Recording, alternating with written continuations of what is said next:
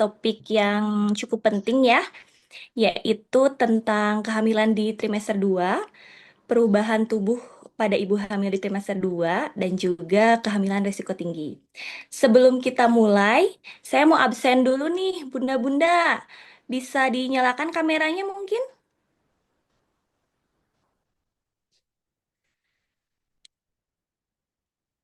Saya mau kenalan nih, dari mana aja ini Bunda-Bunda. Apakah ada yang di luar Bandung mungkin? Bisa sekalian open mic ya,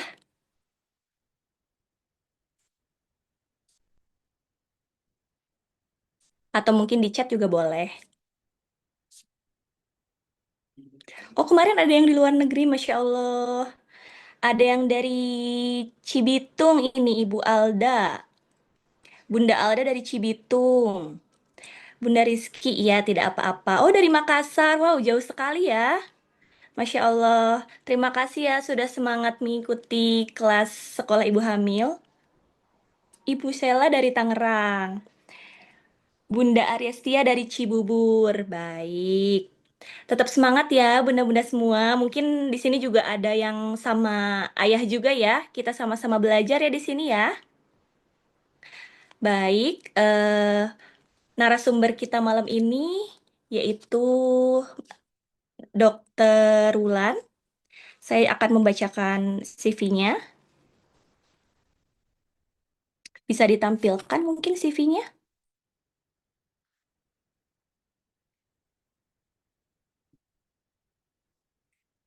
Kita sapa dulu Dokter Wulan ya. Assalamualaikum dokter. Apakah dokter sudah bergabung? Waalaikumsalam Dokter Zahra, selamat malam. Iya, selamat malam. Dokter jauh ya dok ya. Dokter juga di Batam. Iya, saya di Batam. Di sana Ya. hujan nggak dok? Eh, Belum sih, tapi udah mulai mendung tadi sore. Gitu ya. Heeh. Mudah-mudahan koneksi kita selama Zoom ini tetap terjaga baik ya dok ya. Amin. Saya bacakan secara singkat terlebih dahulu CV dari Dr. Wulan Ardana Iswari, SPOG Embres. Riwayat pendidikannya S1 dan profesi dokter dari Universitas Pajajaran, lalu mengambil S2, Master of Research, Reproduction and Pregnancy di University of Manchester. Setelah itu mengambil spesialisasi obstetri dan ginekologi dari Universitas Pajajaran. Saat ini sedang praktek di Rumah Sakit Awal Bros Botania, Batam. Seperti itu mungkin waktu dan tempat saya persilahkan untuk Dokter Wulan. Oke, terima kasih Dokter Zahra. Kepada para bunda dan juga ayah yang kalau ada di sini ya, salam kenal. Nama saya Dokter Wulan. Saya akan membawakan materi hari ini ya. Oke.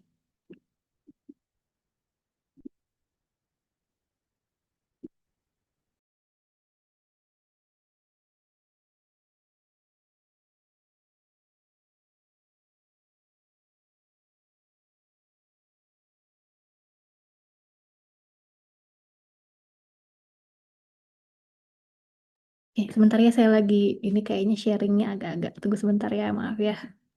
Tidak apa-apa, dokter. Mungkin untuk bunda-bunda semua, bisa sambil dicatat mungkin ya. Bisa dicatat di kertas atau mungkin ketik di handphone, tidak masalah. Supaya nanti materi-materi dari dokter Wulan yang disampaikan, ada yang bisa, jika ingin direview ulang gitu. Atau ada sesuatu yang, hal-hal yang penting dari materi yang akan dijelaskan malam hari ini, supaya tidak lupa. Baik dok, sudah bisa dimulai dok? Oke, apakah kelihatan? Ya, Kelihatan dok? oke. Waktu dan tempat saya persilahkan dok. Oke, baik. Oke, sekarang materi kita adalah bertumbuh dan berkembang indah, tapi yang akan kita bahas adalah perubahan tubuh pada saat trimester 2 dan kehamilan risiko tinggi.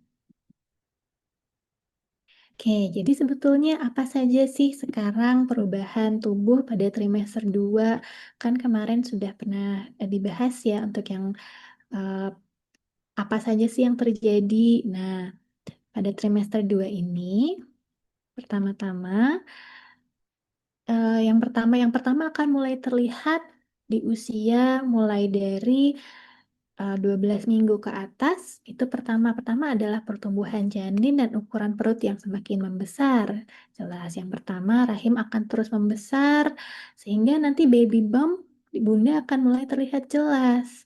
Dan yang eh, nanti juga akan terasa adalah adanya mulai terasa gerakan janin atau quickening dan ini akan mulai terasa di usia 18 sampai 2 minggu. Kan kadang-kadang ada nih bunda apalagi yang di hamil pertama, "Dok, kapan saya mulai bisa merasakannya?"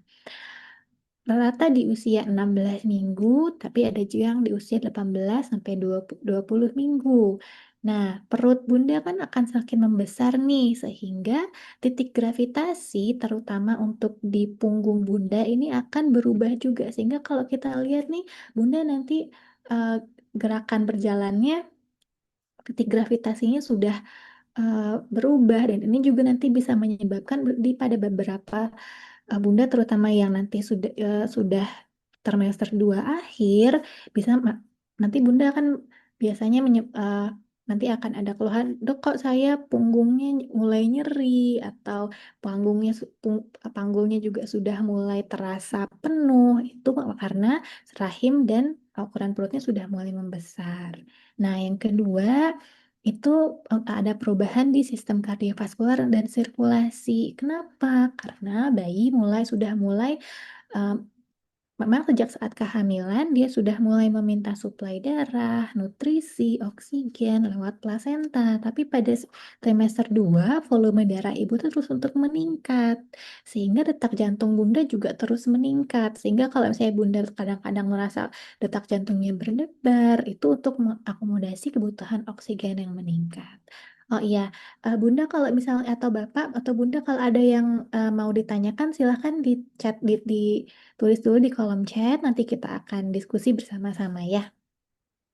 Oke, lanjut. Nah, ini yang tadi saya sebutkan. Ibu sudah mulai bisa merasakan gerakan bayi itu di usia 16 minggu kalau misalnya ibu sudah pernah hamil. Kalau hamil pertama biasanya 18 sampai 22 minggu.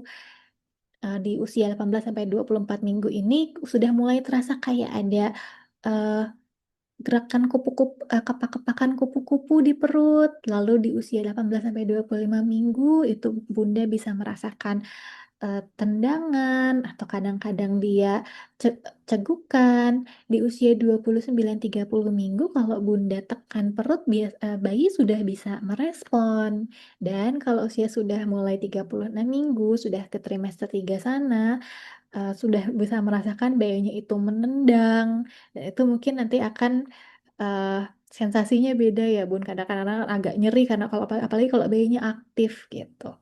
Jadi setiap bayi itu ada pola aktivitasnya sendiri dan untuk melihat kesejahteraan janin itu eh, bisa dilihat juga dari pola aktivitasnya, Bun. Jadi, Bunda tahu pada jam berapa saja bayinya biasanya aktif, kapan dia tidur. Nah, nanti ini akan berkaitan dengan kehamilan risiko tinggi tadi ya, Bun. Nanti kita akan kembali ke sini untuk pola gerakan janin. Oke, lalu peningkatan berat badan dan nafsu makan. Kan setelah trimester 1 itu biasanya setelah melalui masa-masa di mana Bunda tidak mau makan atau merasa tidak enak makan, di trimester 2 setelah eh, mual-mual dan muntah-muntahnya ini sudah mulai mereda lagi, nafsu makan sudah mulai meningkat. Karena kebutuhan energi dan ibu janinnya dan bayi juga bertambah. Nah, tapi berapa yang diperlukan sebetulnya? Nah, yang dibutuhkan ini sebetulnya terkait dengan berat badan Bunda sebelum hamil. Kita ukurnya dari indeks massa tubuh. Kalau indeks massa tubuh Bunda itu kurang dari 18,5 kilogram per meter kuadrat sebelum hamil, maka sebaiknya kenaikan berat badan idealnya adalah 12,5 sampai 18 kilogram. Kalau di IMT normal 18,5 sampai 24,9, maka kenaikan berat badannya lebih baik di 11,5 sampai 16 kilogram. Eh, Jika agak berlebih di 25 sampai 29,9, maka sebaiknya nilai kenaikan berat badannya adalah dari 7 sampai 11,5 kilogram Dan jika berlebih sebelum hamil, yaitu dengan IMT lebih atau sama dengan dari 30, maka sebaiknya berat badannya yang naik itu saat hamil dijaga dari 5 sampai 9 kilogram. Bukan berarti Bunda harus diet ya, Bun. Tapi eh, jaga pola makan, terus bergerak, makan makanan yang sehat karena itu terutama yang penting dan makan makanan yang tidak diproses, kurangi tepung-tepung dan gula-gulaan. Tuh. Oke, lalu apa lagi? Nah, lalu di kulit. Kita kan suka ketemu nih kalau orang hamil tuh auranya beda, kelihatan glowing. Ini bener Bun. Kenapa? Karena eh, kan darah dalam tubuh tadi sudah disebutkan volume darah dalam tubuh Bunda itu meningkat sehingga eh, karena ada penambahan volume darah di bawah kulit pun si rona merah darah ini lebih terlihat sehingga pipinya terlihat lebih merona. Tapi karena ada peningkatan hormon-hormon tertentu yang berhubungan dengan kehamilan, Bunda juga bisa lihat yang namanya melasma atau mask of pregnancy kalau kita bilangnya. Ada timbul bercak-bercak di dahi, hidung, pipi. Ini karena ada peningkatan hormon si melanocyte stimulating hormone ini, Bun. Ini juga dan perubahan volume rahim dan perut. Kalau misalnya karena dia cepat, maka di perut, payudara, paha, dan bokong itu bisa menimbulkan menimbulkan stretch mark. Tuh, tapi stretch mark ini kita bisa anggap sebagai eh, tanda bahwa Bunda sudah sedang melalui suatu proses yang sangat eh, dinantikan ya. Gitu. Ini adalah suatu proses yang natural yang dinantikan oleh Bunda. Oke, gimana caranya, ini yang sering kita dapat nih pertanyaannya Bun di grup ya.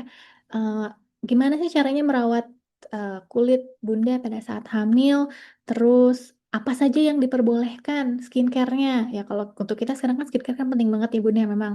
Nah, bersihkan wajah rutin tetap. Pelembabnya kalau bisa itu dipakainya yang berbasisnya air dan tidak komedogenik.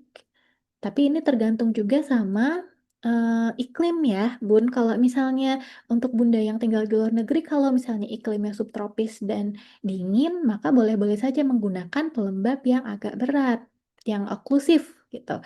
Kalau untuk kita di Indonesia, karena kita tropis dan panas, maka lebih baik pelembabnya berbasis air dan ringan.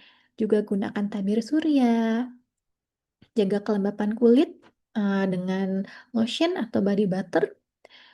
Minum banyak air putih, diet seimbang, dan tidur yang cukup. Apakah boleh menggunakan uh, skincare yang mengandung aktif? Tergantung dari uh, bahan-bahannya, tapi kan nanti ada eksul yang dibahas oleh dokter kulit ya. Tuh. Nah, terus untuk payudara.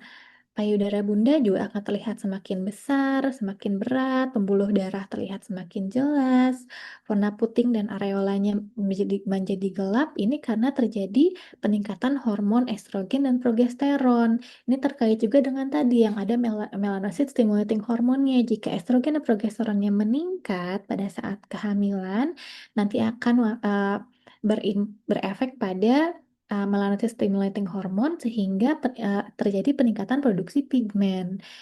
Oh, nah, gimana caranya perawatan payudara saat hamil? Yang pertama, bersihkan dulu payudara dengan air bersih dan sabun. Yang kedua, keringkan dengan lembut. Yang ketiga, eh, pakai bra yang tepat. Jadi kita tetap sesuaikan ukuran bra selama kehamilan. Jika dia eh, nanti kan payudaranya akan eh, bertambah ya si ukurannya, maka kita pakaikan ukurannya yang tepat, ukurannya jangan terlalu ketat.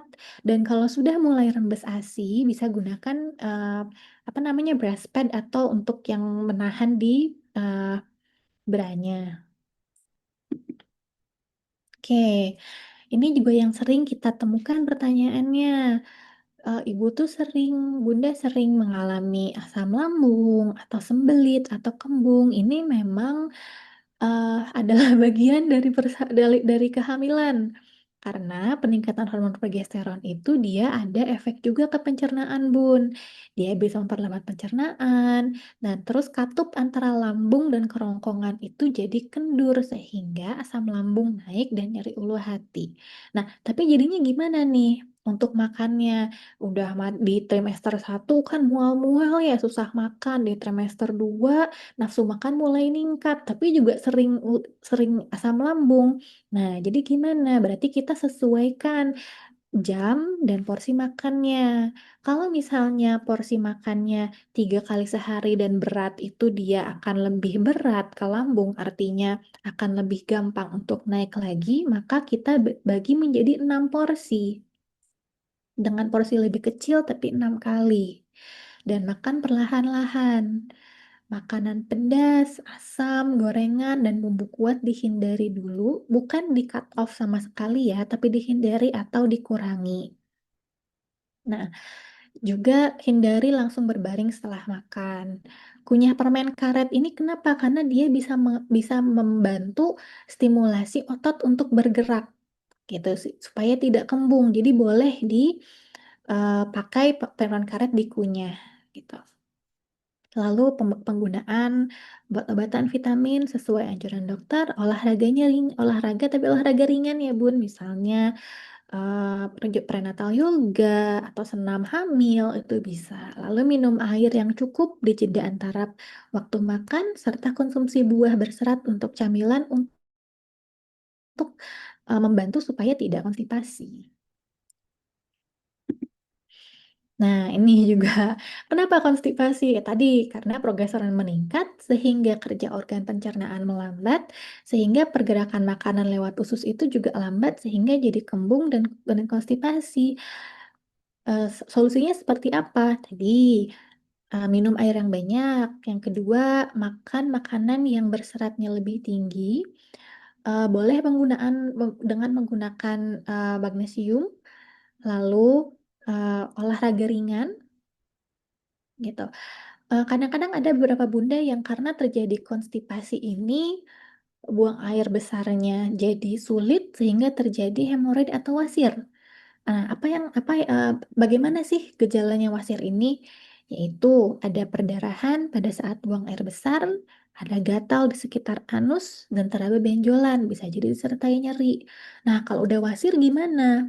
Nah, yang pertama bisa dengan dirubah posisi duduk pada saat buang air besarnya, Bun. Kalau misalnya Bunda pakai toilet duduk, maka bisa dilihat di gambar ini, Bun.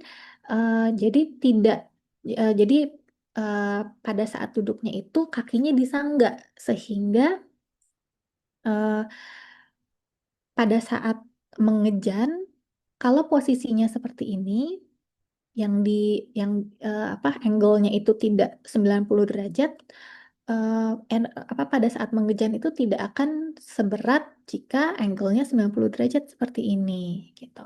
Apalagi yang bisa dilakukan kalau misalnya sudah wasir, maka bisa dipakaikan kompres di bagian anus, kompres dingin ya Bun, 10 sampai 15 menit 5 kali sehari kalau misalnya dia ada yang bengkaknya. Lalu tadi makan makanan yang berserat, dan bisa dengan sitz bath. Sitz bath ini apa? Bunda kalau misalnya pernah tahu namanya bubuk permanganat PK, itu bisa dengan air suam-suam kuku atau dengan eh, apa ya namanya? Bath salt. Bath salt itu bisa dimasukkan ke dalam air suam kuku dan direndam selama 20 menit setelah buang air besar supaya tidak nyeri, untuk meredakan nyerinya, meredakan gatalnya, dan juga iritasinya.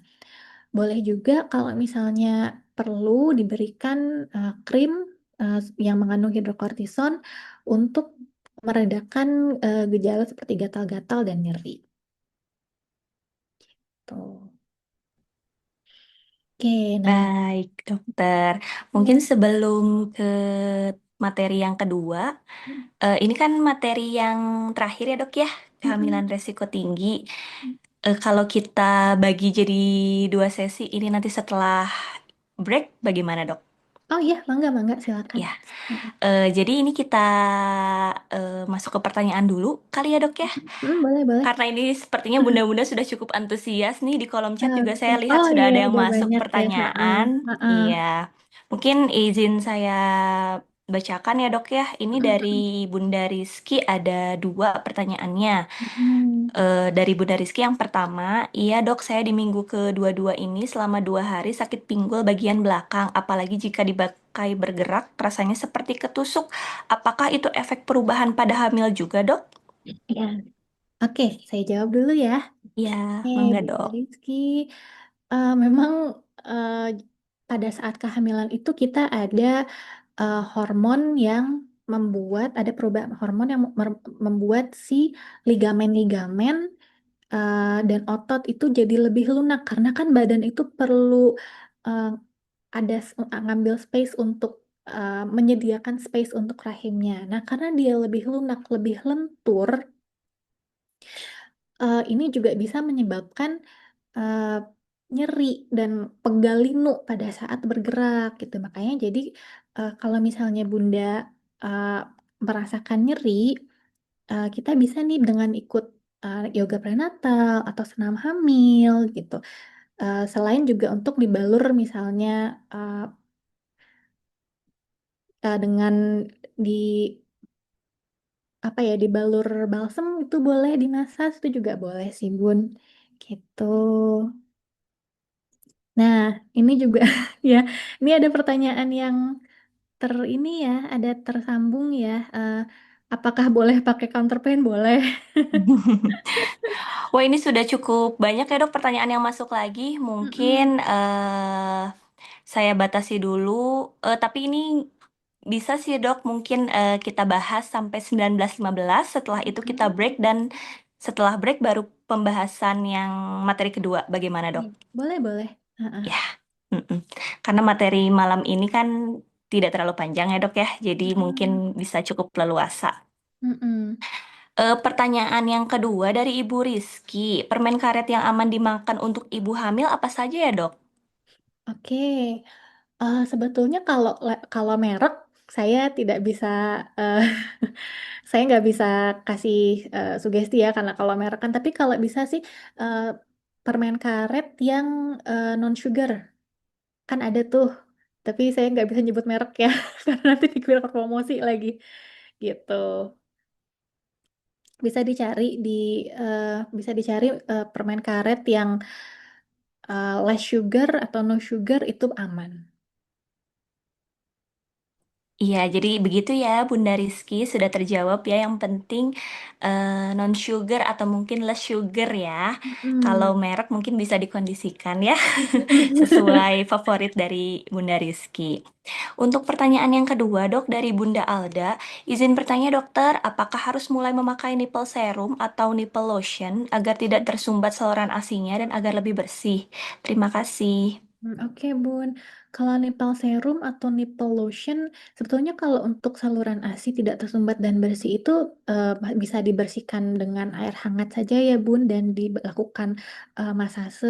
Nipple serum dan nipple lotion boleh dipakai, tapi kalau harus sih tidak lebih kayak eh, lebih baik, iya, boleh boleh dipakai, tapi apakah wajib untuk tidak supaya tidak tersumbat? Tidak. Kalau tidak tersumbat saja boleh dengan dibersihkan dengan air hangat biasa saja dan dimasase saja ya, Bun.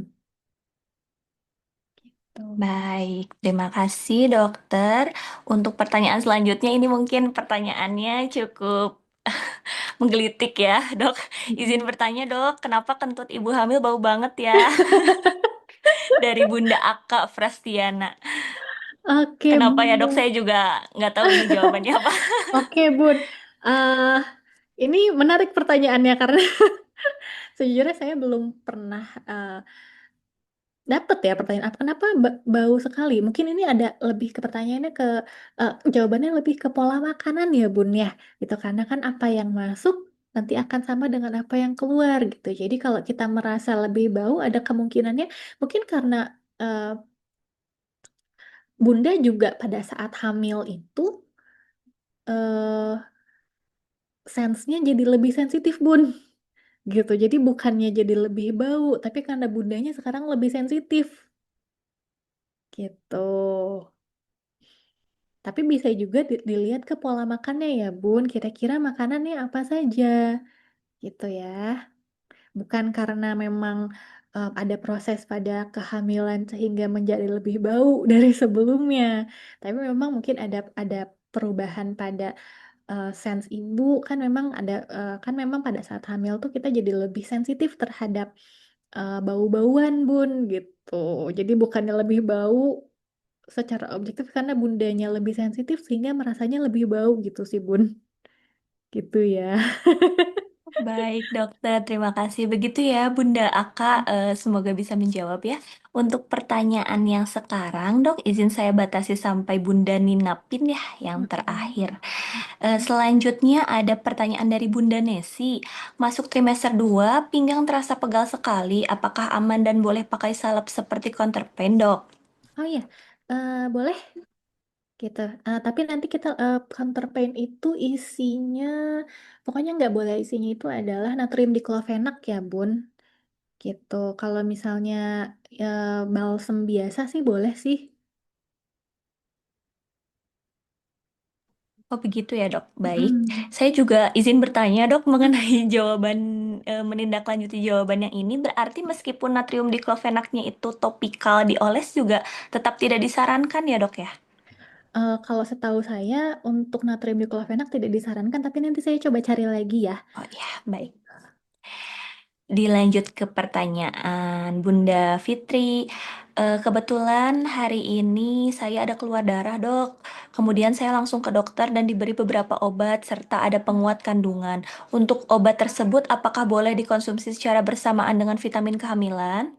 Oke, Bunda Fitri. Jadi ini sebetulnya sudah kita bahas kemarin waktu materinya Dokter Yasmin ya. Untuk vitamin kehamilan itu sebetulnya lebih baik dijarakkan dengan obat-obatan lain karena usus itu perlu waktu untuk menyerap vitaminnya.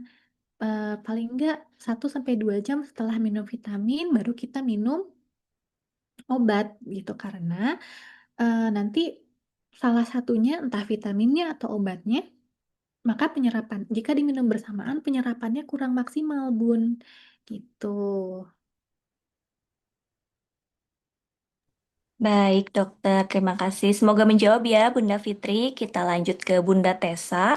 Izin dok, ada saran gerakan untuk mempermudah buang angin atau kentut tidak ya? Soalnya saya sering merasa kembung, tapi susah sekali untuk kentut. Oke, itu Bun, karena kalau kita merasa kembung kan memang karena gerakan peristaltik ususnya itu dia tidak seaktif biasanya ya karena pengaruh hormon progesteron tadi. Maka bisa salah satunya adalah dengan rangsang mekanik yaitu dengan Bunda mengunyah permen karet gitu. Jadi kalau Bunda mengunyah itu kita ngasih sinyal ke usus untuk dia bergerak.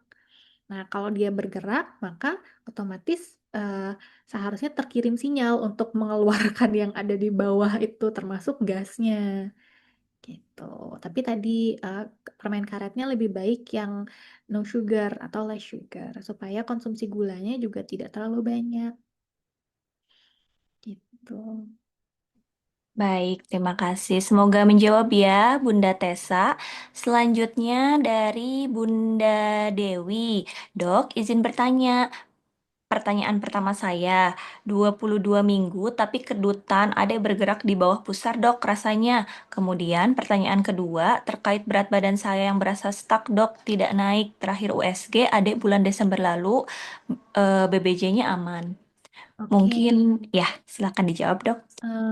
gimana maksudnya kedutan bergerak di bawah pusar itu gimana ya, Bun? Mungkin ini ya Bunda Dewi maksudnya apakah itu aman atau artinya apa gitu ya?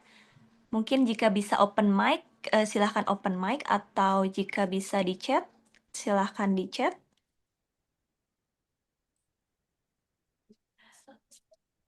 Maksudnya apakah sering dirasakan kedutan di bawah eh, tali pusat gitu di bawah udel atau bagaimana? Mungkin nanti Bunda Dewi silahkan diperjelas kembali ya pertanyaannya di kolom chat. Kita lanjut dulu ke pertanyaan dari Bunda Nina. Dok, boleh nggak sih pemakaian obat nyamuk elektrik seperti vape atau heat elektrik selama masa kehamilan? Karena kalau nggak pakai itu saya jadi kurang tidur di malam hari, sudah pakai bahan alami untuk nyamuk tapi masih belum ngefek, dok. Hmm, oke, buat nyamuk elektrik ya. Gini Bun, saya belum pernah lihat ada penelitian yang bilang kalau vape atau heat elektrik itu ada efek buruknya pada kehamilan ya. Paling kan itu memang dia uh, kalaupun dihirup sama orang yang tidak hamil, seharusnya dia efek ke paru-parunya tidak sampai apa ya namanya, tidak sampai ke seluruh tubuh gitu. Kalau eh, hanya dengan logika itu saja, artinya dia tidak dihisap tapi tidak mengefek ke sistem tubuh, seharusnya sih aman, Bun. Tapi kalau mau berdasarkan bukti, kita belum pernah ada penelitian atau datanya ya, Bun ya. Gitu. Seharusnya aman kalau kita gunakan logika bahwa produk vape atau heat elektrik itu dia tidak berpengaruh buruk terhadap kesehatan orang yang tidak hamil, eh ya tidak ada pengaruh terhadap kesehatan paru-paru, tidak diserap ke dalam tubuh, gitu. Itu seharusnya aman. Tapi apakah penelitiannya sudah ada? Belum. Gitu sih, Bun. Kalau menurut saya sih nggak apa-apa, dipakai aja. Karena pun pada trimester kedua kan organ-organ adik sudah terbentuk penuh semuanya, gitu. Baik, terima kasih dok. Semoga terjawab ya Bunda Nina. Ini untuk Bunda Dewi dok sudah menjawab. Jadi katanya untuk gerakan janinnya itu seringnya ada di bawah pusar dok. Apakah itu menjadi Oh, masalah? Apakah aman atau tidak? oke, nggak apa-apa Bun, kan masih 22 minggu, rahimnya juga masih di sekitaran situ memang. Baik, Gitu. untuk pertanyaan kedua dari Bunda Dewi itu, berat badan Bunda Dewi itu stuck, dok. Tapi terakhir cek BBJ di bulan Desember aman. Itu bagaimana ya, dok? Kira-kira apakah aman Hmm, atau tidak? Gini, kalau kita lihat stuck itu nanti kita lihat dulu maksudnya progresnya kan memang tadi juga 0,4 sampai 0,5 kilogram per minggu ya. Jadi memang terasanya mungkin tidak naik terlalu cepat gitu. Tapi tetap kita lihat per bulannya, Bun. Eh, Kalau misalnya Bunda masih ada naik nanti di bulan depan dan berat badan bayinya aman, artinya aman. Kalau misalnya berat badan Bunda tidak naik dan berat bayinya kurang, maka artinya kita harus tambah asupan nutrisinya, Bun. Gitu. Mungkin sekarang berasa stuck, nanti kalau berasa stuck berarti kita harus lihat dulu memang dari progres dari awalnya apakah betul stuck artinya tidak naik sama sekali ataukah ada kenaikan tapi kecil dan terasanya jadinya tidak naik gitu Bun. Gitu ya. Baik, terima kasih dokter. Dok, izin ini masih ada waktu. Saya baru di chat dikabarin oleh admin. Kita Oke. breaknya di 19.30. Oh iya. Izin melanjutkan pertanyaan. Apakah berkenan, dok? Oh iya iya silakan. Ha, Ini masih ada beberapa pertanyaan lagi dari bunda-bunda. Mm-mm. Alhamdulillah ya, cukup antusias ya bunda ya. Mungkin mumpung ada dokter sebagai pemateri, jadi pada semangat untuk bertanya gitu ya. Selanjutnya dari Bunda Aulia. Bismillah, dokter, izin bertanya. Kalau selangkangan menghitam, apakah disebabkan hiperpigmentasi seperti yang dokter tadi jelaskan? Dan Mm-mm. bagaimana solusinya supaya tidak menghitam di selangkangan? Mohon pencerahannya, dokter. Oke Bun, memang kalau misalnya hiperpigmentasi itu kan memang efek samping dari kehamilan ya Bun. Tadi kan ada kenaikan hormon, jadi kenaikan melanosit stimulating hormon juga.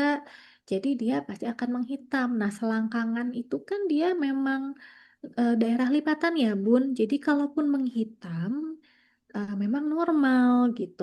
Apa yang bisa kita lakukan, yang bisa kita jaga hanya menjaga kelembapan. Kalau kalau dia kena friksi atau kena apa namanya? gesekan dia akan tambah hitam. Yang satu-satunya yang bisa kita lakukan sekarang adalah ya satu, tidak pakai baju yang terlalu ketat gitu.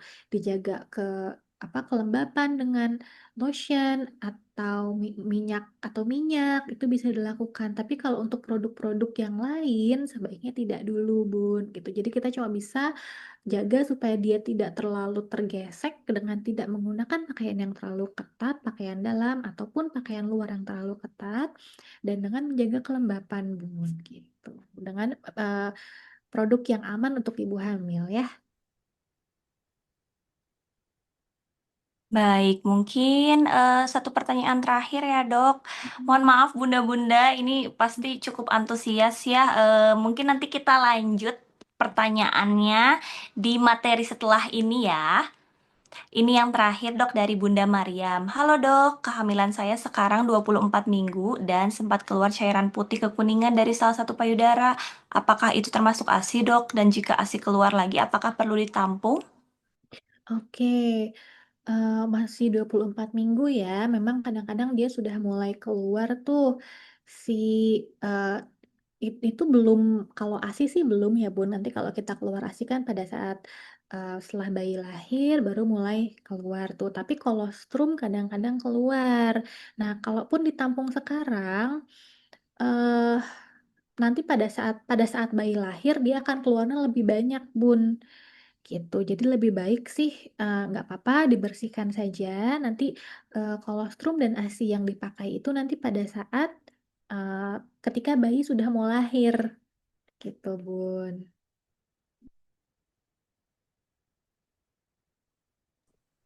Baik, terima kasih dokter. Ini sebenarnya masih banyak sih pertanyaannya. Ada sekitar berapa lagi ya? Ini sebenarnya untuk breaknya di 19.25 sih dok. Mm-mm. Saya di chat admin. Apa kita mau bahas lagi menjawab pertanyaan bunda-bunda yang masih masuk dok? Boleh, boleh, boleh. Boleh ya dok, sedikit lagi sih. Ini dari Bunda Silvi. Dok, kenapa perut saya selalu terasa panas dan sakit ya? Ah, itu Bun. Bun, maksudnya perutnya itu di ulu hatinya terasa panas dan sakit atau gimana, Bun? Bunda Silvi mungkin nanti bisa diperjelas ya. Sepertinya kalau yang masalah di ulu hati, tadi sih sudah sempat dibahas ya dok ya oleh Mm. dokter sendiri, bahwa itu kan ada apa namanya, kalau misalkan janin kan pasti dia mendorong lambung ya dok ya. Mm-mm. Seperti itu, semakin besar ukuran janin pasti dia akan mendesak lambung itu mungkin. Kita lanjut dulu ke pertanyaan Bunda. Ini sih namanya Bunda Spirit ya. Luar biasa. Saya Najla. Oh, Najla. Oke. Jika anak masih setengah tahun, 1 tahun setengah, sorry, dan sudah hamil lagi, bagaimana ya jika masih menyusui menurut dokter? Dan kenapa ketika hamil menyusui juga jadi saya merasakan sensitif sekali? Terima kasih. Oke, Bun. eh Udah 1 tahun setengah ya. Maksudnya gini, Bun, kalau misalnya menyusui itu kan dia eh, mengeluarkan oksitosin ya, Bun. Salah satunya. Nah, oksitosin itu bisa merangsang kontraksi rahim, Bun.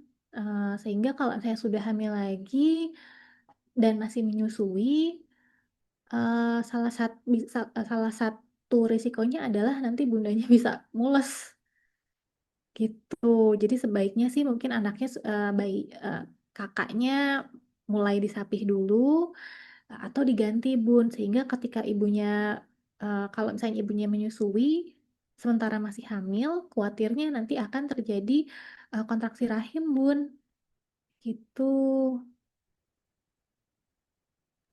Jadi disarankan untuk lebih baik disapi saja ya dok ya, daripada Atau nanti ada diganti. Mm-mm. Heeh. Daripada nanti ada kontraksi yang dini gitu ya dok ya sebelum waktunya.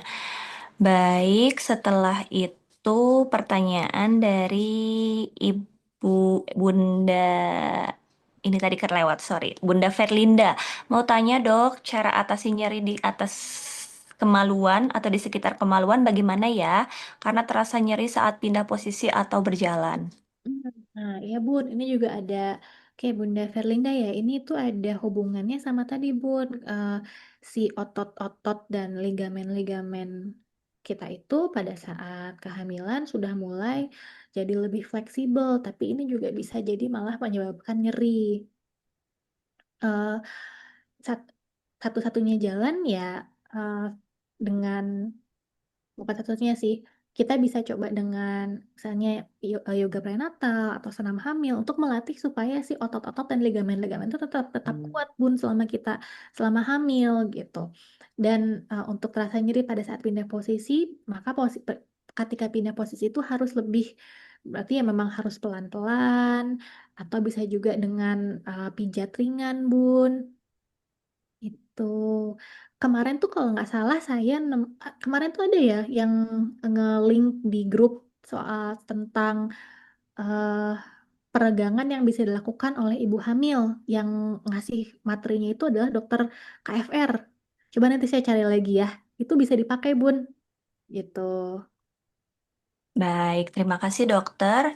Mungkin satu pertanyaan terakhir ya dok, sebelum kita break Hmm. dulu, lalu lanjut Hmm. di materi kedua nanti yang tidak kalah penting dan seru ya. Mudah-mudahan ibu-ibu juga tetap antusias ya sampai akhir.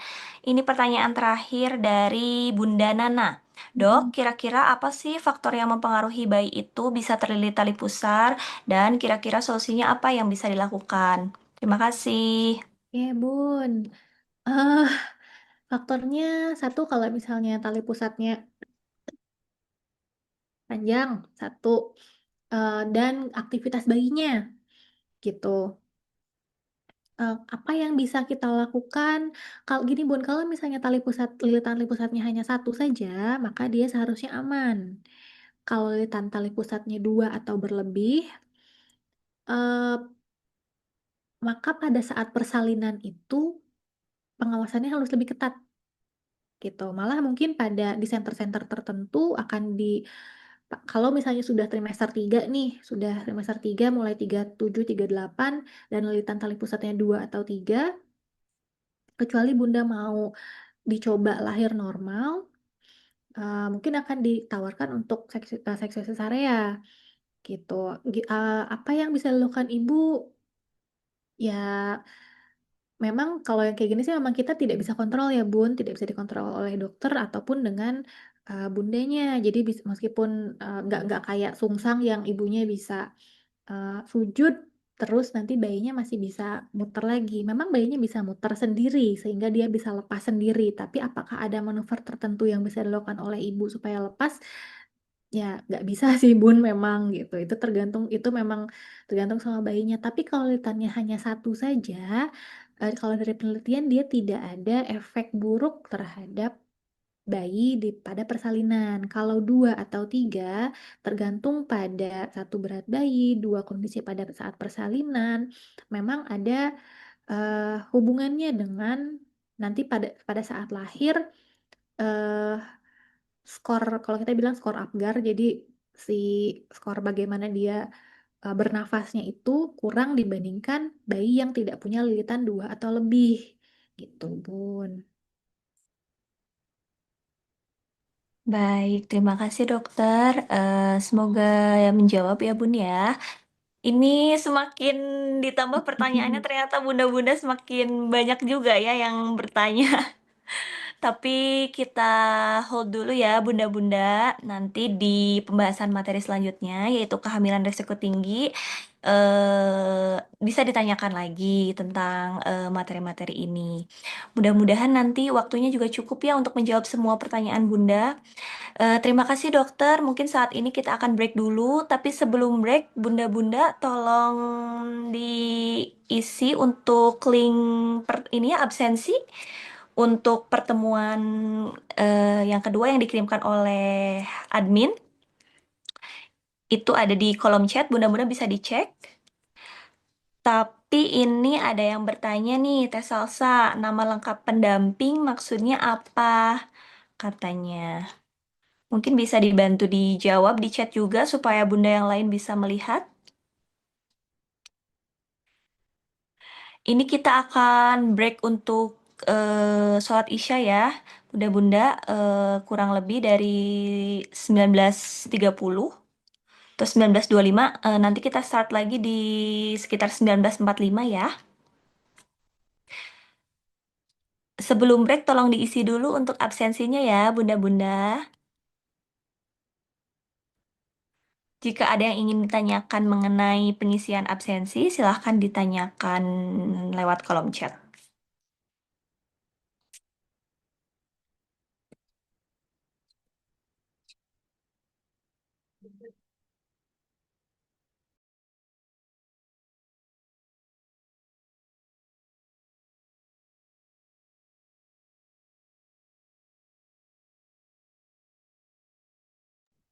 Untuk nama lengkap pendamping, itu maksudnya adalah nama suami ya, Bunda. Sudah dijawab oleh admin. Baik, dokter, kita akan break untuk sholat Isya terlebih dahulu ya, dok ya. Nanti kita bertemu lagi insya Allah di jam 19.45. Bagi bunda-bunda juga, kita break ya. Selamat malam semuanya.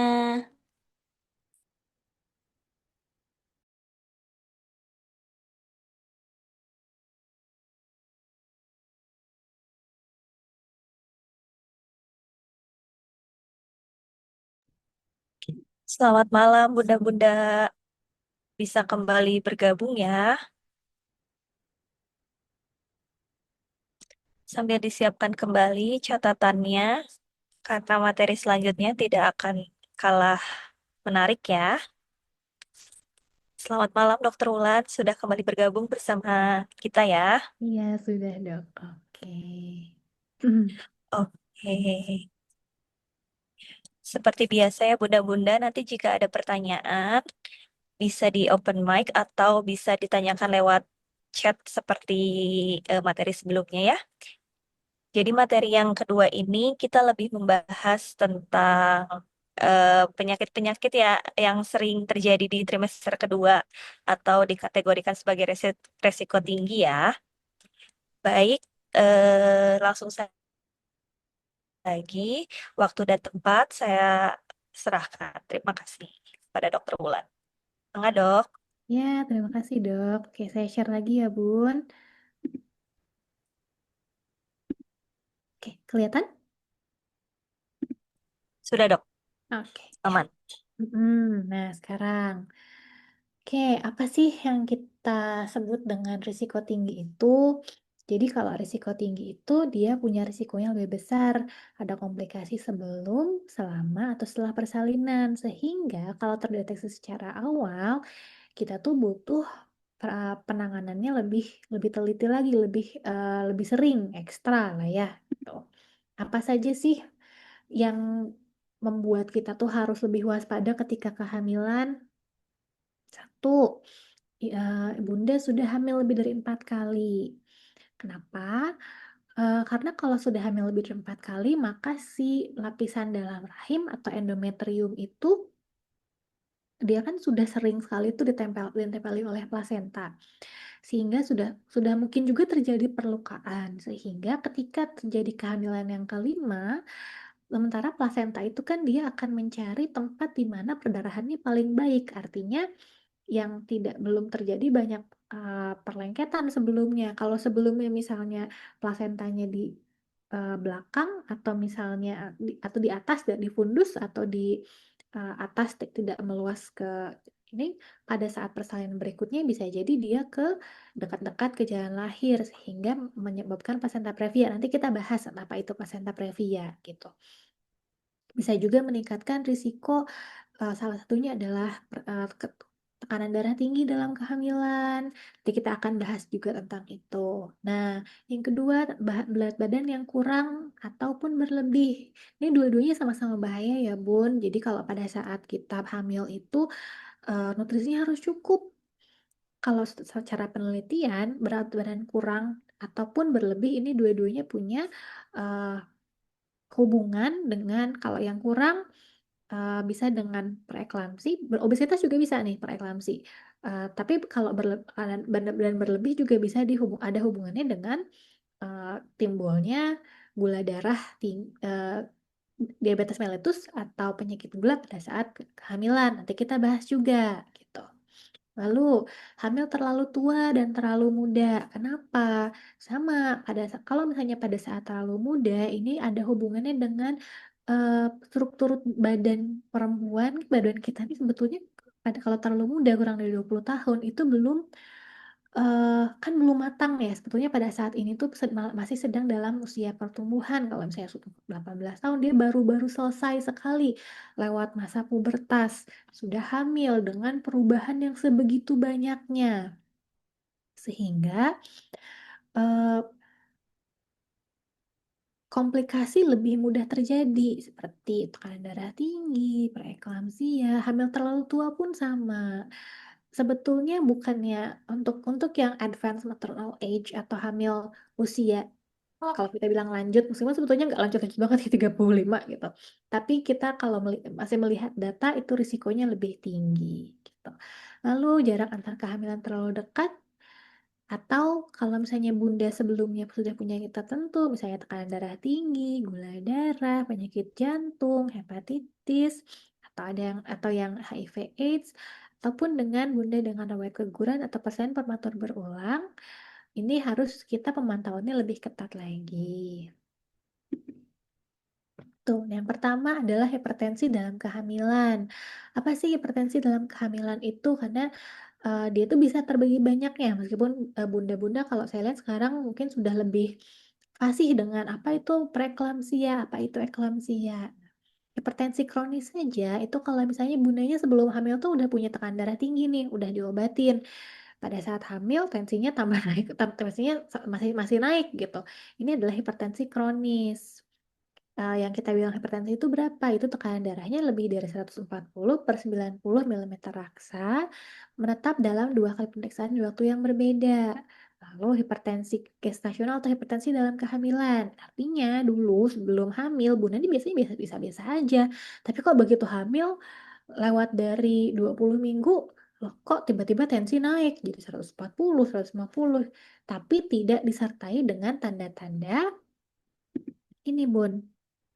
Nah, kalau misalnya ada tanda-tanda kerusakan organ, misalnya pas periksa kencing itu ada proteinuria, atau dari mata kok tiba-tiba dengan kabur, atau sesak hebat, atau jadi kuning karena ada peningkatan enzim hati, atau dari eh, pada penurunan trombosit dalam darah, ini kita masuk ke namanya preeklamsia. Preeklamsia itu adalah adanya ini tekanan darah lebih dari 140/90 yang menetap dalam dua kali pemeriksaan di waktu yang berbeda disertai dengan salah satu dari ini. Gimana ceritanya kalau misalnya bundanya sebelumnya sudah punya tekanan darah tinggi, tapi terus pas hamil ada ini. Ini namanya eh, hipertensi kronis yang diperberat dengan preeklamsia. Kenapa ini penting? Karena eh, umpamanya gini, Bun. Pada saat hamil itu kan si plasenta itu kayak dia tuh menyambungkan dari eh, saluran darah ibu ke bayi nih. Nah, darah ibu itu seharusnya dia akan melebar dan jadi fleksibel. Kalau misalnya terjadi tekanan darah tinggi atau preeklamsia, ini tuh terjadi karena ketika yang seharusnya terjadi perubahan di saluran darah ibu ke janin ini, dia tidak terjadi sehingga si saluran darahnya dia tetap kaku dan kecil sehingga eh, suplai nutrisi dan darah ke bayi pun ke janin pun kurang gitu. Sehingga bisa terjadi pertumbuhan janin terhambat, lahirnya bisa tidak lahirnya bisa lebih mudah karena harus dilahirkan lebih awal, berat badan kurang, ataupun sampai amit-amit ya Bun, kematian janin gitu. Nah, untuk ibunya juga bisa jadi ada komplikasi namanya HELLP syndrome atau yang kita takutkan itu adalah eklamsia yaitu atau kejang karena tekanan darah tinggi dalam kehamilan. Pencegahannya seperti apa? Nah, satu, kalau misalnya bundanya eh, sudah punya riwayat nih tekanan darah di sebelum hamil, maka eh, sejak awal hamil itu sudah harus aware bahwa oh eh, sudah harus bilang ke tenaga kesehatannya supaya nanti bisa dibawa ke eh, dokter spesialis objin atau mungkin malah feto maternal kalau diperlukan untuk ada screening risiko awal pada saat kehamilan. Nah, terus kalau saya tensinya sudah mulai tinggi, bisa diberikan terapi antihipertensi juga, lalu diberikan suplementasi kalsium. Suplementasi kalsium ini dia fungsinya supaya pada ibu-ibu yang dengan tekanan darah tinggi pada kehamilan, dia akan membantu supaya dia tidak terlalu kaku, Bun. Makanya kita kasih suplemen kalsium. Nah, aspirin juga dapat meningkatkan risiko terjadinya preeklamsia pada bunda-bunda yang sudah punya risiko nanti untuk preeklamsia. Eh, dan pantau tekanan darah secara berkala gitu. Nah, si hipertensi di kehamilan ini juga dia masih bisa bertahan sampai 12 minggu sampai setelah bersalin. Kalau misalnya dia masih menetap nih setelah 12 minggu tanpa obat, maka ini jadi namanya hipertensi kronis. Ini bisa terjadi. Makanya kalau sudah pernah hamil dengan tekanan darah tinggi, kita harus tetap dipantau tekanan darah tingginya, nggak boleh, tekanan darahnya nggak boleh lepas karena takutnya nanti malah akan berefek ke masa depannya adalah tekanan darah tinggi dan segala macam komplikasi yang bisa terjadi karena tekanan darah tinggi termasuk ke jantung gitu. Nah, yang kedua adalah adanya gula darah dalam kehamilan atau diabetes gestasional. Nah, apa sih diabetes gestasional ini? Diabetes gestasional itu adalah kenaikan gula darah yang didiagnosis pada saat usia kehamilan lebih dari 20 minggu. Gitu. Faktor risikonya apa saja? Pertama, usianya pada saat eh, hamil itu lebih dari 25 tahun. Kedua, berat badan sebelum hamil itu IMT-nya di atas 25. Ketiga, ada keluarga dengan sejarah diabetes. Keempat, kalau misalnya sudah hamil kedua atau ketiga, di hamil pertama pernah naik nih gula darahnya atau pernah lahir bayi yang di atas 4,5 kilogram atau nah untuk yang terakhir ini punya PCOS. Ini tidak fix ya Bun. Jadi ini kan hanya faktor risiko nih. Tidak berarti artinya kalau ada sindrom ovarium polikistik pada saat hamil dia akan ada ada penyakit gula darah dalam kehamilan, tapi meningkatkan risiko karena jika terjadi si sindrom ovarium polikistik ini memang dia dibarengi dengan gangguan metabolik. Jadi terjadi resistensi insulin. Sementara pada saat kehamilan pun kita ada yang namanya resistensi insulin yang eh, terjadi karena eh, gizi itu lebih bukan diprioritaskan juga, tapi apa ya, lebih banyak diambil ke bayi gitu sehingga sel-sel itu tidak kan insulin tuh dia fungsinya untuk masukin eh, gizi nutrisi ke dalam sel ya. Jadi terjadi resistensi insulin ringan pada saat kehamilan tuh supaya tidak semuanya diserap ibunya tapi bisa dikasih ke bayinya. Itu pada saat kehamilan tuh ada namanya resistensi insulin. Kalau misalnya sebelumnya punya SOPK, maka bisa meningkatkan risikonya. Tapi bukan berarti kalau ada SOPK maka dia akan eh, diabetes gitu. Gimana caranya? Yang pertama, memang pemantauan gula darah teratur. Yang kedua, lini pertamanya adalah perbaikan gaya hidup dulu. Lalu dengan terapi obat dan kalau perlu insulin. Kita juga nanti akan blok. Nah, untuk diabetes gestasional ini kita bisa screening ya, Bun. Screeningnya itu di usia 22 sampai 24 minggu itu dengan kita kan suka cek kalau misalnya di fase 1 tuh ada cek gula darah tuh ya, Bun. Nah, itu kita cek dulu gula darahnya. Kalau misalnya nanti naik, maka akan diperiksa lebih lanjut dengan tes. eh, Kalau misalnya ada yang pernah di sini nggak Bun dengan tes toleransi gula, jadi suruh minum gula, terus nanti kita cek gula darahnya berapa. Atau ada yang cek gula darah dengan sebelum pas puasa dan 2 jam setelah makan itu juga adalah salah satu cara kita untuk penapisan atau screening dari diabetes pada saat kehamilan. Nah, yang ketiga, yang faktor risiko tinggi itu apa lagi? Itu kehamilan ganda. Bisa dia kembar atau bahkan malah triplet gitu. Nah, kembar ini apa saja? Kembar ini bisa kembar yang ada dua kantung dan dua plasenta, atau dua kantung satu plasenta, atau malah satu kantung dan satu plasenta. Kenapa?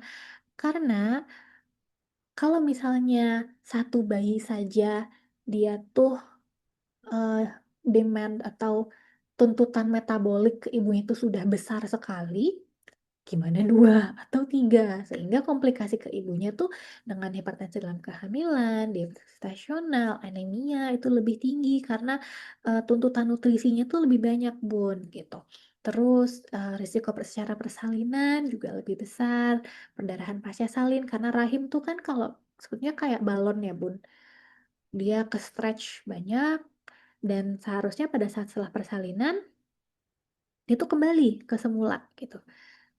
Tapi kalau misalnya dia stretchnya terlalu besar pada saat persalinan, bisa jadi dia tidak kembali berkontraksi karena saking saking lama dan saking besarnya dia ke regangnya. Nah, itu bisa jadi perdarahan pasca salin gitu. Ketuban pecah dini bisa, kelainan otak plasenta juga.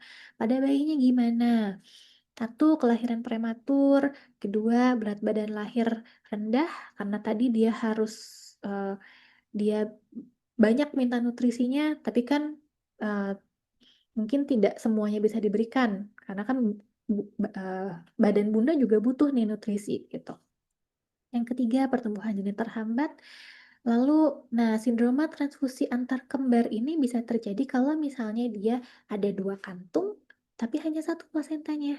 Sehingga dua bayi ini dia kayak rebutan nutrisi, Bun, gitu. Jadi ada satu yang kecil, satu yang besar, gitu. Kematian janin dalam kandungan dan kelainan otak ini, kematian janin dalam kandungan ini komplikasi yang terburuk ya, Bun, ya. Nah, kelainan otak janin juga bisa karena space yang kecil sehingga mereka harus uh, memosisikan diri sedemikian rupa sehingga kadang-kadang bu yang meskipun kita harapannya kepala-kepala dan bisa lahir normal, kadang ada yang kepala kepala bokong atau bokong kepala gitu. Maka kalau kehamilannya ganda, pemantauan untuk ibu dan bayinya juga harus lebih kita harus lebih waspada. Bukan hanya pada saat kehamilannya, tapi juga untuk nanti perencanaan persalinannya mau seperti apa. Tuh, lalu lanjut. Nah, nih. Nah, ini kita kembali lagi nih ke yang tadi, placenta previa. Placenta previa itu apa? Suka banyak pertanyaan ya. Ini kelainan placenta. Placenta previa adalah keadaan di mana ari-arinya itu dia melekatnya mendekati si jalan lahir nih, Bun, di sini. Ini kan jalan lahir dalam nih. Nah, ini jalan lahir luar. Nah, kita ada beberapa tipe.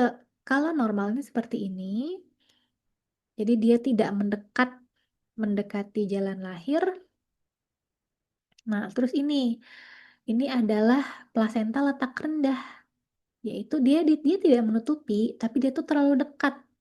Jadi jaraknya hanya 2 cm dari serviks.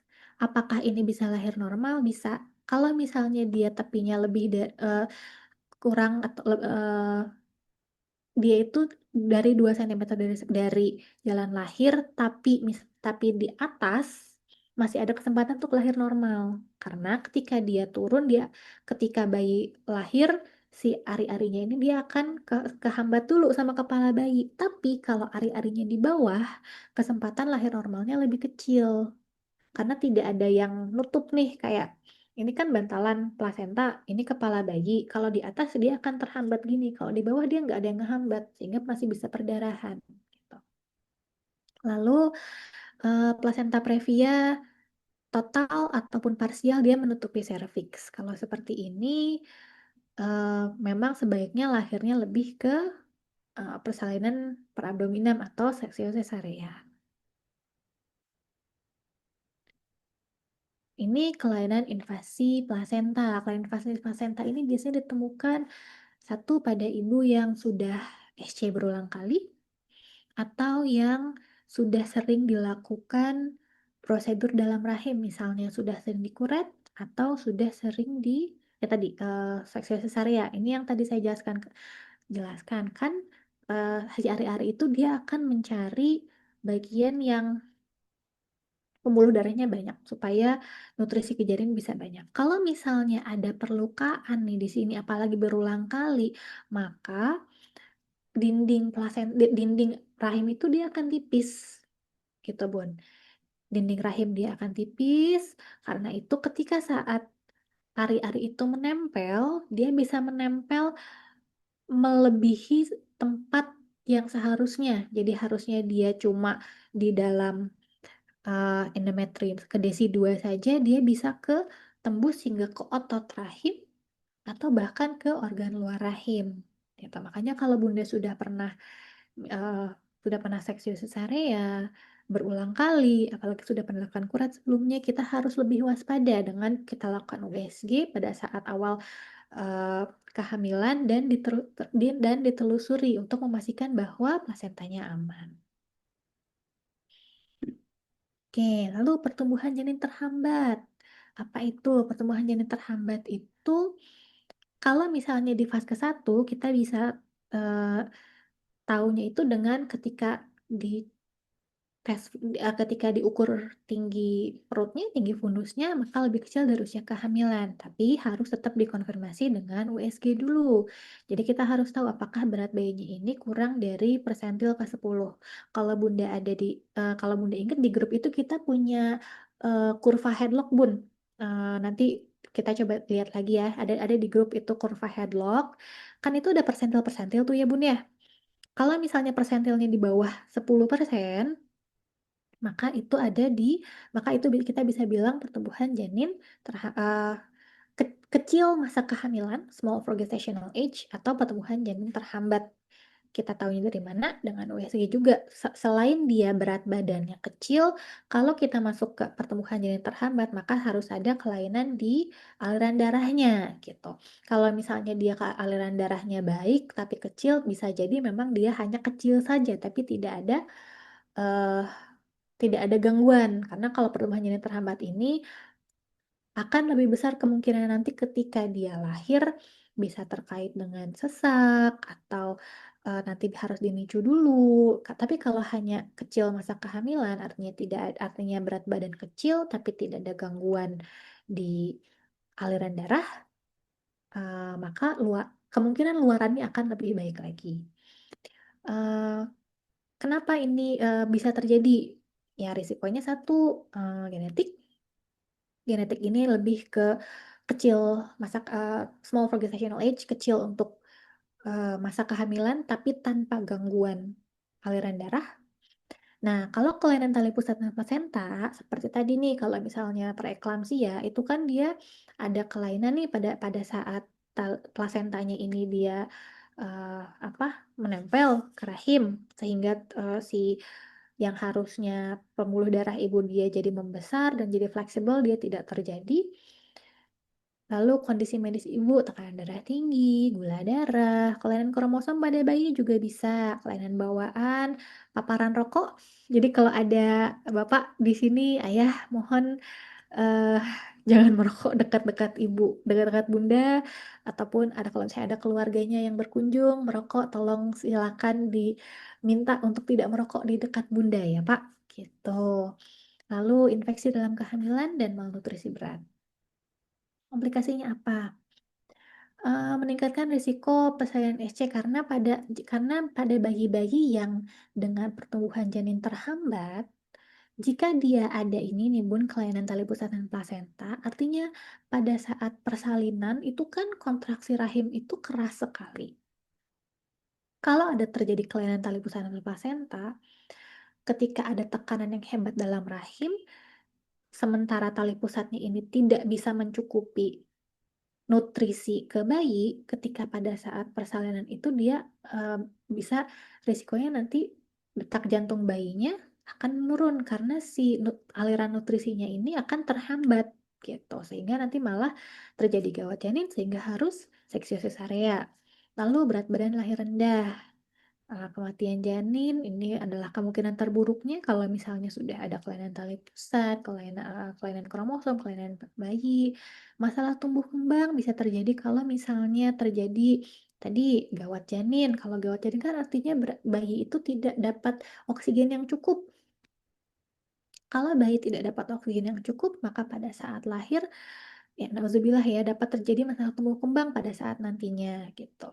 Kalau kita tahu atau kalau Bunda pernah dengar namanya cerebral palsy, itu adalah salah satu komplikasi masalah tumbuh kembang yang bisa terjadi karena otak bayi tidak mendapatkan oksigen yang cukup pada saat persalinan gitu. Lalu masalah metabolik juga.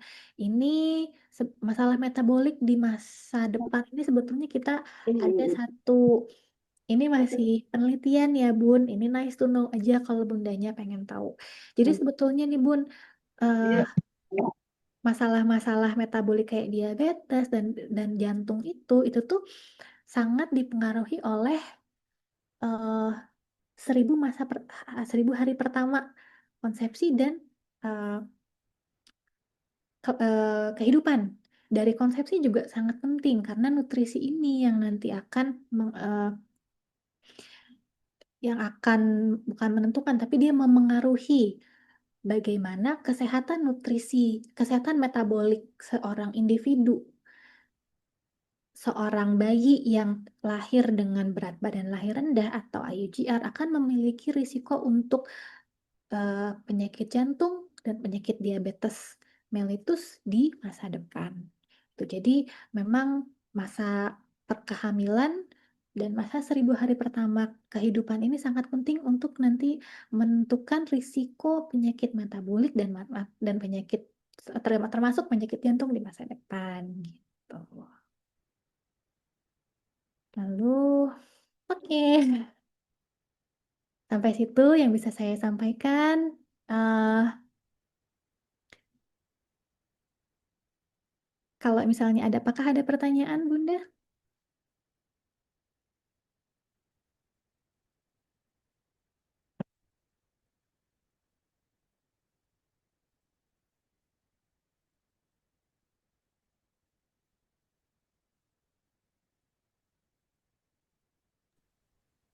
Terima kasih dokter atas pemaparan materinya. Mohon maaf tadi saya sempat terputus. Mm-mm. Sangat menarik sekali ya bunda-bunda, terutama sangat menarik sekali terutama mungkin untuk bunda-bunda yang baru hamil anak pertama ya.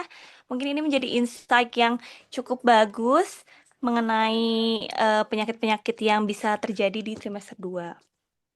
Baik dok, ini sudah ada beberapa pertanyaan yang masuk nih. Cukup antusias ya dari bunda-bunda. Saya mulai dulu ya dok. Ya, ya dulu yuk. Bundanya lagi. Pertanyaan pertama dari Bunda Ariestia. Wah, ada 4 pertanyaan sekaligus nih, dokter. Yang pertama, kalau kehamilan dengan miom, apakah beresiko preeklamsi atau diabetes juga? Lalu pertanyaan yang kedua, apakah suplai nutrisi terganggu karena ada miom? Yang ketiga, apakah hormon yang meningkat selama kehamilan bisa pengaruh ke perkembangan miom?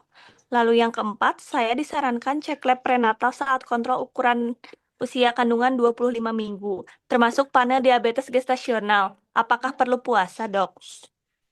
Sekian, dok, pertanyaan dari Bunda Arestia. Mungkin bisa dijawab terlebih dahulu, dokter. Oke, Bunda Arestia. Nah, yang pertama, kalau kehamilan dengan miom, apakah ada risiko preeklamsia dan diabetes? Tidak. Kehamilan dengan miom itu dia ada set tantangannya sendiri, terutama dengan kelainan letak. Karena kan sebenarnya tergantung nih Bunda miomnya di mana gitu. Kalau misalnya miomnya itu adalah miom yang subserosa, artinya dia dalam rahim, sorry, artinya dia misalnya ini rahim, terus miomnya di sini, dia tidak mendesak ke dalam rahim, tapi dia hanya nempel di luar gitu tidak masalah. Tapi kalau misalnya bunda itu miomnya itu yang intramural, eh, sorry, ya, intramural atau di dalam masuk ke dalam kafum, masuk ke dalam rongga rahim, itu kan dia dia tuh bukan makan apa ya, ada kayak sedek-sedekan gitu sama bayinya, sehingga eh, kelainan letak atau kelainan posisi itu bisa terjadi gitu. Tapi lagi tergantung dengan posisi miomnya di mana gitu. Tapi kalau preeklamsia dan diabetes tidak. Apakah suplai nutrisi terganggu karena ada miom? Tidak, kalau dia tidak itu tadi, kalau dia tidak tergantung posisi miomnya. Seharusnya dia tidak mengganggu karena plasenta juga akan mencari tempat yang supply darahnya dia itu masih kaya darah, masih kayak pembuluh darah. Jadi kalau misalnya dia tidak tertutup atau tidak berdempetan dengan miom, dia seharusnya tidak mengganggu ke suplai nutrisinya. Gitu. Nah, ketiga, apakah hormon meningkat pada sama kehamilan bisa pengaruh ke perkembangan miom? Malah tidak, Bun. Karena kan kalau pas hamil itu selain estrogen yang meningkat, progesteron juga meningkat. Sehingga sementara miom itu makanannya adalah estrogen. Semakin tinggi estrogen, miom bisa semakin besar. Sementara kalau pada saat kehamilan, meskipun estrogen tinggi, progesteron juga tinggi. Gitu. Jadi tidak akan memperbesar miomnya. Tapi memang eh, kalau misalnya nanti, nah ini kan saya nggak tahu nih Bunda miomnya di mana ya. Kalau misalnya nanti ternyata lahiran normal, ya sudah nggak apa-apa. Untuk miomnya bisa kapan-kapan lagi. Gitu. Tapi kalau misalnya nanti pada saat eh, SC, eh, letak miom ini memang bisa mempersulit atau jadi lebih kompleks operasinya karena eh, pada saat hamil tuh kan pembuluh darah tuh lagi gede-gedenya, lagi volume darah ke rahim tuh lagi besar-besarnya. Jika dilakukan, jika miomnya ini sampai kena, itu bisa risiko perdarahan. Gitu. Jadi memang ada satu set tantangan sendiri dengan kehamilan pada miom, meskipun secara umum dia nggak bahaya ya Bun, nggak apa-apa, nggak nggak akan nggak akan ada tambah risiko preeklamsi, nggak akan mengganggu suplai nutrisi, tapi memang dia tuh ada satu set tantangan tersendiri dengan kelainan letak pada bayi. Terus kalau misalnya nanti dia ternyata harus operasi, ini pun operasinya eh kalau saya sebagai dokter obgyn saya akan lebih hati-hati gitu supaya tidak terjadi risiko perdarahan eh, yang dikarenakan karena miomnya ini gitu Bun. Nah, oh yang terakhir, bicarakan lab penatal saat kontrol 25 minggu termasuk panel diabetes gestasional. Oke, eh, panel diabetes gestasional biasanya TTGO ya Bun. Kalau TTGO ini nanti Bunda akan diminta minum gula sekitar 75 gram, nanti baru setelah itu dicek beberapa jam kemudian. Tapi kalau misalnya panelnya ini ada gula darah puasa, maka Bunda harus ini dulu, puasa dulu. Jadi dicek lagi panelnya apa saja, apakah gula darah puasa dan gula darah 2 jam setelah makan, atau hanya TTGO saja, gitu ya, Bun. Baik, terima kasih Dokter Wulan, penjelasannya sangat lengkap ya. Terima kasih juga Bunda Aryastia. Semoga jawaban dari Dokter Wulan menjawab ya. Ini masih banyak dok pertanyaan yang masuk, tapi mohon maaf Bunda-Bunda, mungkin untuk yang sekarang saya coba batasi terlebih dahulu untuk pertanyaannya yang lebih berkaitan dengan materi kita pada malam hari ini ya. Untuk yang kedua, ini dari Bunda Verlinda. Mau tanya dok, apa ada suatu hal yang mempengaruhi letak plasenta? Apa ada pencegahan agar letak plasenta tetap normal? Terima kasih. Oke, Bun. Eh, Hal yang mempengaruhi letak plasenta itu tadi, apakah sebelumnya sudah ada perlukaan pada rahim. Karena plasenta itu dia cenderung akan mencari tempat untuk implantasi yang masih apa ya, itu masih kaya akan pembuluh darahnya. Jadi kalau misalnya sudah pernah dikuret, sudah pernah dioperasi, kan itu kita pasti bikin luka ya, kita bikin luka di rahim.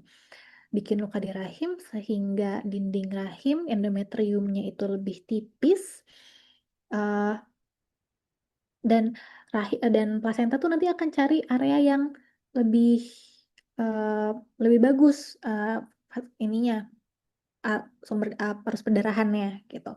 Pencegahannya apa? Soalnya kalau bunda belum masih ya misalnya dulu lahirannya normal, belum eh, hamil lebih dari 4 kali, kita masih bisa bilang risiko untuk terjadi kelainan letak ataupun kelainan invasi plasenta ini masih rendah. Gitu, Bun. Bukan berarti risikonya tidak ada, karena kalau misalnya kita lihat di lapangan pernah ada suatu kasus di mana plasentanya lengket pada seorang dengan kehamilan pertama. Faktor risikonya apa? Ada yang bilang nutrisi, tapi karena belum ada penelitian yang membuktikan mekanisme biologisnya, kita masih hipotesis aja, Bun, sekarang. Yang bisa kita tahu secara pasti itu adalah kalau sudah terjadi perlukaan, misalnya kuretase atau SC, maka risiko terjadinya kelainan otak plasenta dan kelainan invasi plasenta itu lebih tinggi. Paling itu, Bun, pencegahannya. Gitu. Baik, terima kasih dokter. Jadi kesimpulannya kalau misal untuk kelahiran anak belum lebih dari belum lebih dari 4 kali itu cenderung masih aman ya dok ya. Cenderung masih aman, iya. Iya, jadi bunda-bunda tidak perlu khawatir. Mudah-mudahan sih lancar segalanya ya. Untuk pertanyaan selanjutnya, ini dari Bunda Alda. Izin bertanya dokter, untuk di trimester kedua baiknya dan lebih bagusnya jika USG feto maternal itu di week berapa ya? Dan bagaimana jika lebih awal ceknya atau sudah terlewat weeknya, apakah masih bisa? Terima kasih. Oke, eh lebih bagus sih di week eh, 16 sampai 24 ya, Bun. Maksimal 18 sampai 24. Tapi maksimal 24 minggu. Gitu. Setahu saya kalau dari rekomendasi ISLO gitu untuk mid trimester adalah 18 sampai 24 minggu. Kadang ada yang 16 minggu bisa. Kalau lebih awal, masalahnya gini. Kan meskipun organnya sudah terbentuk semua di usia 12 minggu, tapi karena babynya masih kecil, jadi ketika dilakukan screening pun organnya belum terlihat secara jelas. Itu kalau terlalu awal. Nah, kalau sudah terlewat, satu karena misalnya di usia 34 minggu, satu space-nya sudah karena satu space karena bayinya sudah lebih besar sehingga untuk visualisasi akan lebih sulit.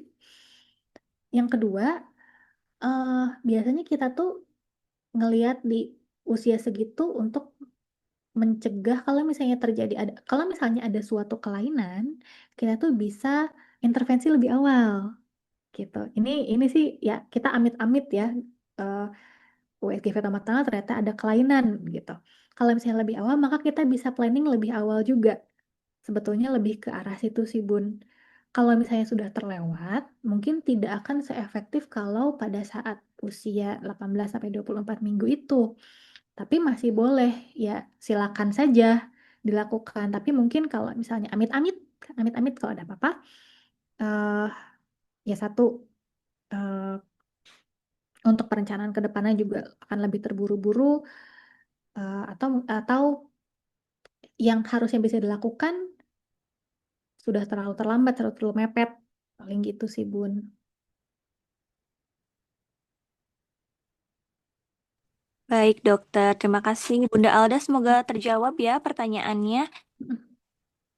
Oke, iya. Ini ada lanjutan dok dari Bunda Alda. Rencana saya sekarang minggu 9, minggu ke-19. Dok, rencana veto maternal di minggu ke-20. Berarti masih cukup bisa terbaca baik ya hasilnya dok. Harusnya sih bisa, Bun. 18 sampai 24 minggu sih masih bisa. Gitu. Baik, terima kasih. Semoga terjawab ya. Terakhir dok, pertanyaan dari Bunda Dita. Mm-mm. Izin bertanya dok, bagaimana dengan hemoroid? Apakah bisa lahiran normal? Atau jika lahiran normal, apakah akan memperburuk hemoroidnya? Apakah jika hemoroid kambuh hingga berdarah itu berbahaya? Terima kasih. Oke, Bun. Dengan hemoroid itu kita lihat grade berapanya. Kalau yang masih kecil, eh 1-2, itu masih bisa. Tapi kalau yang sudah 3-4 yang sudah dia eh, hemoroid itu keluar terus terus menerus berdarah, eh, berbahaya karena nanti tekanan di rektumnya itu kan tinggi banget ya. Tekanan dari kan ini rahim nih, ini kan rahim di atas, di bawah tuh kita ada rektum. Tekanan kepala bayi itu nanti dia akan ini sekali sehingga risiko untuk perdarahannya lebih tinggi gitu. Jadi apakah bisa tergantung dari stage-nya berapa. Kalau misalnya perdarahannya masih belum terlalu hebat, eh, stadium masih stage 1, oke lah. Tapi kalau misalnya sudah terus-menerus berdarah, terus benjolannya terus sudah ada dan besar terus-menerus berdarah, apalagi sudah pernah dilakukan operasi hemoroid dan terus-menerus berdarah, saya tidak rekomendasikan gitu. Karena nanti memang risiko untuk perdarahannya lebih tinggi. Jadi disesuaikan saja dengan kondisi bunda. Kalau sudah terjadi wasir, maka ini wasirnya eh, apakah yang masih aman harus dicek juga sih Bu nanti. Gitu. Baik, dokter. Semoga terjawab ya, Bun. Jadi kesimpulannya, hemoroid itu tergantung dari derajatnya ya, dok ya. Harus diperiksa Mm. lebih lanjut oleh dokter objinnya mungkin ya, dok, pada saat kontrol kehamilan. Dan Jadi bedah baiknya juga mungkin kalau wasir. dikontrolkan saja, Bun, ke dokter objinnya pada saat kontrol kehamilan ya. Jadi nanti Mm. dokter objinnya bisa membuatkan rencana untuk persalinan ke depan ya, dokter. Mm-mm. Baik, untuk pertanyaannya, Bunda-Bunda mohon maaf, dicukupkan sekian terlebih dahulu, karena ini juga sudah hampir jam 20.30 ya. Terima kasih untuk Dokter Wulan atas kesempatan dan waktunya bergabung dengan kita semua membahas materi yang luar biasa ya. Ini mungkin membuka insight-insight untuk para ibu semua. Sebelum menutup acara, jangan lupa bunda-bunda yang mungkin belum sempat absen, silakan diisi terlebih dahulu absensinya. Lalu dari kita juga ada ini ya, ada kegiatan yang bisa diikuti mungkin oleh bunda-bunda. Silakan admin bisa ditampilkan.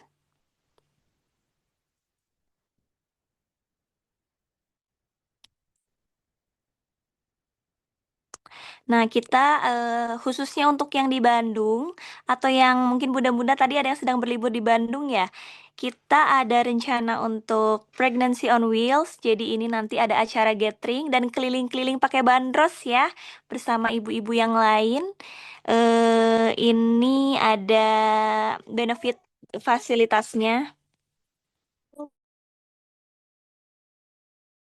Harganya tertera pada poster. Mohon maaf ada iklannya, Dok, dan bunda-bunda semua. Selanjutnya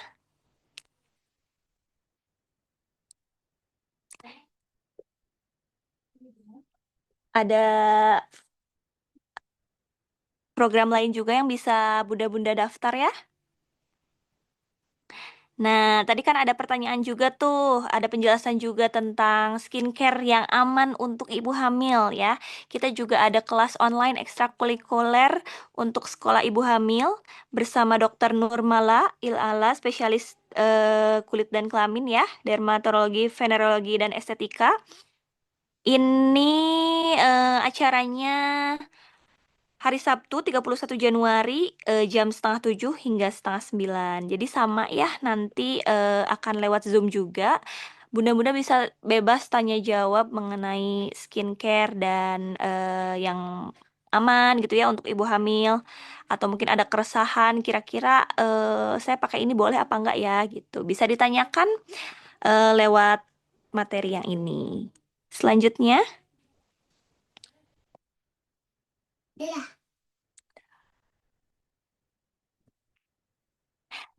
kita juga ada kelas soft prenatal yoga ya. Ini kelasnya secara online,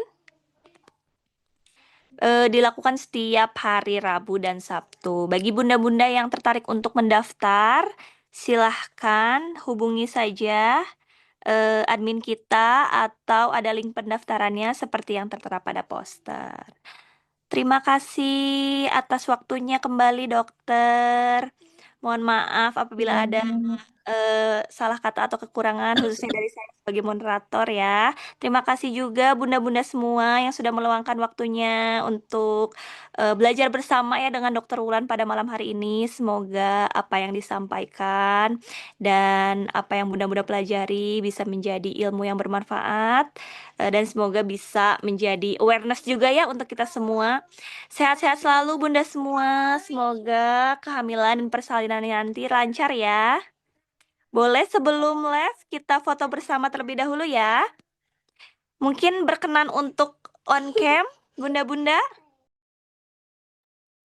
Ya, untuk bunda-bunda, ini perkenalan dulu ya. Saya tim admin, Salsa. Untuk bunda-bunda, bagi yang bisa on cam, boleh on cam ya.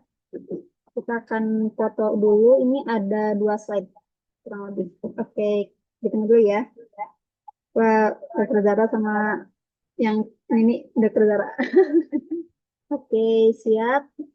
Saya foto ya. 1, 2, 3. Oke, pintar. Slide yang kedua. 1, 2, 3. Oke, siap. Sudah Dokter Zara.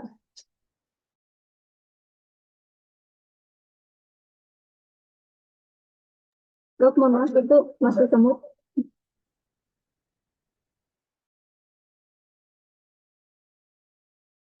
Dok, masih ke mute, Dok.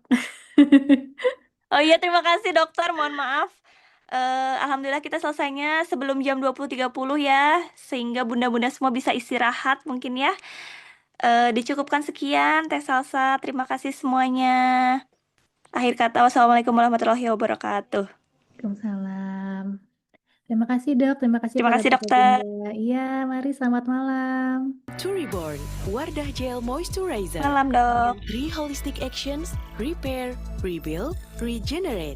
Your skin barrier reborn now. Wardah. Repair skin barrier saja tidak cukup. It's time to reborn. Wardah Gel Moisturizer. Dengan 3 holistic actions: repair, rebuild, regenerate. Your skin barrier reborn now. Wardah.